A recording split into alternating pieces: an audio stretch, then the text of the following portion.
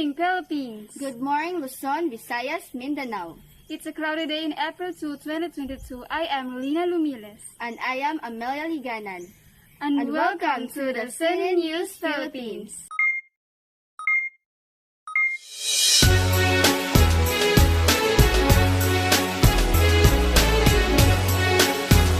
Today is to remember the lives of our forebears who helped shape our nation. Their bravery to fight for the country's freedom, independence, and democracy, and courage to face tremendous struggles, even treachery and death itself for the sake of these ideas. For the headlines, Rizal's family childhood and his early education. Let us hear some details from Felicity Rose. Our report was all about Rizal's family childhood and early education. Dr. Jose Rizal is a genius of his kind who was molded by his parents and his teachers, endowed by God with versatile gifts. He truly ranked with the world's geniuses and became the greatest hero of a nation. Moving on to Rizal Mercado family. The Rizal family is considered as one of the biggest family during their time Domingo Lamco. The family's paternal ascendant was Chinese, who came to the Philippines from Amoy, China in the closing years of the 17th century and married a half-Chinese by the name of Inés de la Rosa. Jose Protasio Rialonda Alonzo Mercado Rizal was the full name of Dr. Jose Rizal, known to a child of good family. Jose was born on June 19, 1861, on Calamba, Laguna between 11 and 12 at night. He was the seventh of 11 children, the younger of 2 boys, and with sisters in all. Francisco Mercado Wychenko, a prosperous landowner, sugar and rice planter, well-educated, having studied Latin and philosophy, and trader. Teodora Alonso, 1827 to 1913, the second child of Lorenzo Alonso and Brigida de Quintos, studied at the Colegio de Santa Rosa. Teodora Alonso, a business-minded woman, courteous, religious, hardworking, and well-read. One of the most highly educated women in the Philippines that time, a gifted one with insights in literature, arts, music, and other forms of Filipino culture. A fine mathematician, garment cook, interior decorator, collector of fine books, was of Ilocano, Tagalog, Chinese, Spanish descent. Jose Florentino, uncle of Rizal, elected of the Spanish Cortes, distinguished government servant, and inspiration of Rizal to be a government servant too.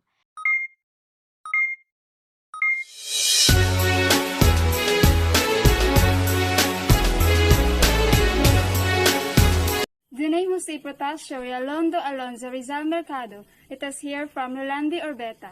Okay. The name Jose Protasio Rialonda Alonzo Rizal Mercado. Jose was named after Saint Joseph from Uncle Lolo and other siblings. And Protasio, it came from Protasio a Martir because Filipino priest baptism secular archbishop confirmed. And Rizal, a certain form of the Spanish word second cap, seemed suited to a family of farmers who were making a second start in a new home. And Mercado was attached to Rizal to avoid confusion. And Rialonda was adopted by Francisco's mother-in-law that gave Teodora a middle name, Rialonda. And the next is the siblings of Jose Rizal. First is Saturnina, eldest of the Rizal children, became the wife of Manuel T. Hidalgo of Tanawan, Batangas. She and her mother provided the little Jose with a basic education by the age of 3. And the next is Fasciano, the second child in the family and Rizal's only brother, was born on March 7, 1851 in Calamba, Laguna. He was fondly addressed by his siblings as Nor Fanciano, short for Senior Panciano. The 10-year older brother of Jose studied at San Jose College in Manila and became a former and later a general of Philippine Revolution. And next is Narcisa, third Rizal child, was married to Antonio Lopez, a teacher of Morong Rizal, and later in history, Narcisa, like Saturnina, would help in financing Rizal's studies in Europe, even pawning her jewelry and peddling her clothes if needed. And next is Olympia, fourth Rizal child, was married to Salvestri Ubaldo, Jose loved to tease her, sometimes good-humoredly describing her as his thought sister. She died on childbirth in 1887. And next is Lucia, fifth Rizal child, was the wife of Mariano Horbosa. And next is Maria, the sixth Rizal child, became the wife of Daniel Faustino Cruz of Binyan, Laguna. It was to her home Jose talked about wanting to marry Josephine Bracken when the majority of Rizal family was apparently not amenable to the idea. In his letter date December 28, 1981, Jose wrote to Maria. And next is Concepcion. Her pet was named Conca. She died of sickness at the age of 3. Her death was Rizal's first sorrow in life. And next is Josefa, was the ninth child in the family. Pangay, her nickname, died an old maid at the age of 83. And next is Trinidad, the 10th Rizal child. Historically, she was the custodian of Rizal's greatest poem. She died also an old maid in 1951 at the age of 83. And Soledad, the youngest Rizal child, became the wife of Pantaleon Quintero. Jose Rizal had many beautiful memories of childhood in his native town, Calamba, where he grew up with his family. The happiest period of Rizal's life was spent in this lakeshore town, a worthy prelude to his Hamlet-like tragic manhood.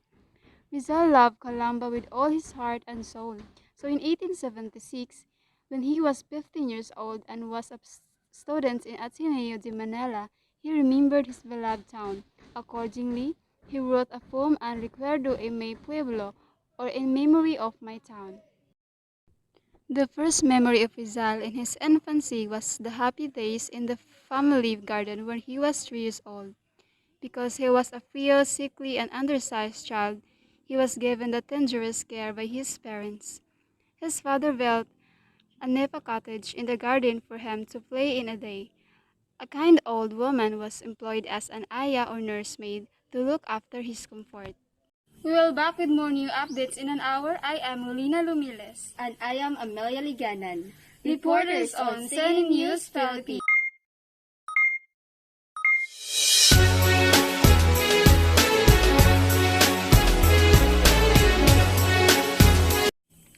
Rizal's was a keen observer since his childhood. When his mother is telling him story that day he noticed his moth. He really was not interested in his mother's story. Rather, he paid much attention to the moths circling around the flames of their lamp. Then, the flame accidentally subdued the young moth and it died. However, Jose's mother was watching him and she gave her a lesson just like what happened to the moth if he wasn't listening to her. The first memory of Rizal's early religious writing. Let us hear from Ima Timon. And now let's continue. Pipi or Pipito to the town people of Calamba was struck by tragedy with the death of his favorite sister, Concha. 1868, 7 years old, he wrote a comedy for the local festa. A voracious reader was able to read at the age of 3. Was influenced greatly by his mother on his education and development of interest in poetry, music, and European literature. Readings in Tagalog poetry and assignment in Philippine history inculcate sense of Filipino culture. At the age of 8, Rizal wrote his first poem in the native language entitled Sa Aking Mga Kababata, My Fellow Children. And now, let's move on to early religious writing. 1. Ode to Jesus, 1875, to the Child Jesus, a poem of 8 verse only. 2. A la Virgin Maria, to the Virgin Mary, a sonnet. 3. Alianza Intima la Religion e la Education. For the parable of the moth, let us hear some details from Joseph Cohotar. The parable of Moth was an inspirational to Rizal. He said, it was possible to conquer insurmountable odds and be a martyr in reality but never in illusion. Early religious formation. Very religious coming from a family of Catholics, learned common Catholic prayers at an early age. Her mother taught him to be God-fearing devotee from the scared heart of Jesus and Blessed Mother.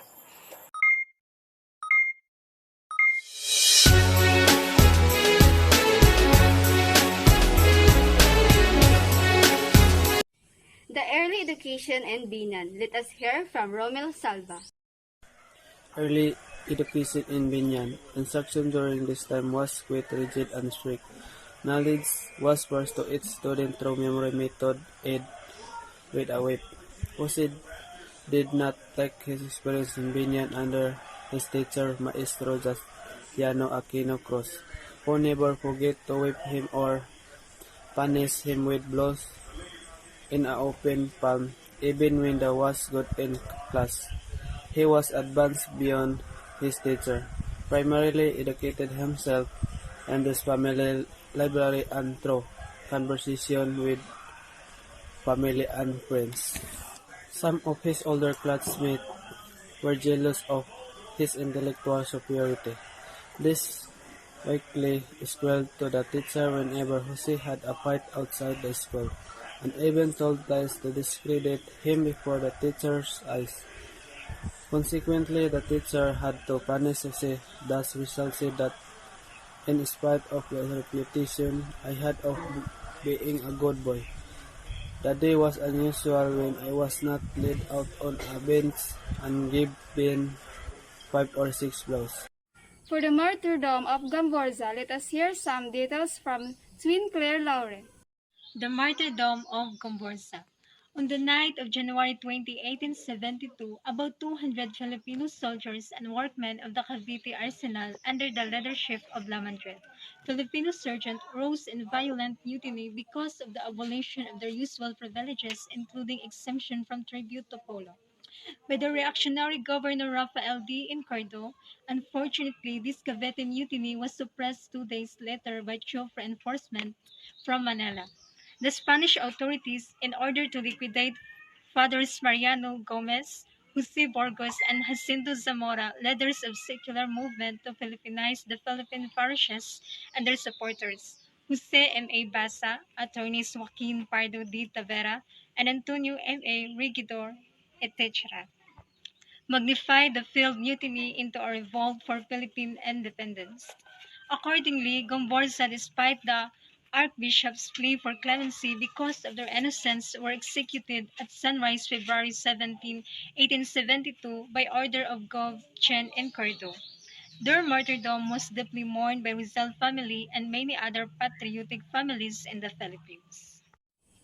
Panciano enraged by the execution of Burgos. Let us hear from Judy Ann Dengue.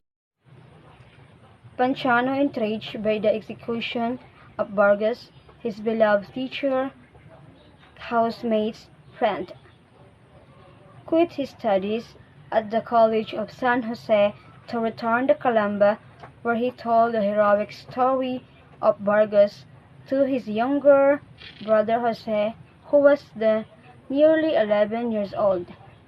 The martyrdom of Gomborza in 1872 truly inspired Rizal to fight the evils of Spanish tyranny, his oppressed people in 1891.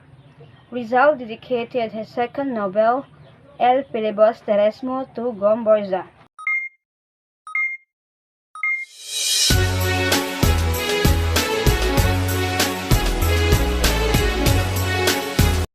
For Injustice to Hero's Mother, let us hear some details from Idna Anggon.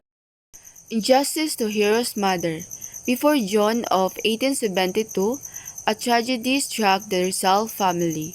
Dona Teodora was suddenly arrested on a malicious charge that she and her brother Jose Alberto tried to poison the latter's perfidious wife. Jose Alberto found his wife living with another man. Infuriated by her infidelity, he planned to divorce her. Dona Teodora, to avert family scandal, persuaded him to forgive his wife. The family trouble was amicably settled until the wife filed a case in court accusing her husband and Dona Teodora of attempting to poison her. After arresting Dona Teodora, the sadistic Spanish lieutenant forced her to work from Calamba to Santa Cruz, capital of Laguna Province, a distance of 50 kilometers. Upon arrival in Santa Cruz, she was incarcerated at the provincial prison, where she languished for 2 years and a half until the Manila Royal audiencia, Supreme Court acquitted her of the alleged crime. The childhood of Jose Rizal can be characterized by his desire to learn, even frequenting the church nearby his home, watch and observe people, but not to be religiously inclined. Jose Rizal was not a physically blessed or strong child. However, he had a strong, well-guided, and taught by his mother, his first teacher. He learned about almost without the use of books. His mother was the one who laid the foundation of his great knowledge achieved in such a short time. His brilliance was also the character of young Jose Rizal. Thank you for listening and watching to the most reliable news. Again, I am Amelia Liganan, And I am Rolina Lumiles, reporters on CN News Philippines.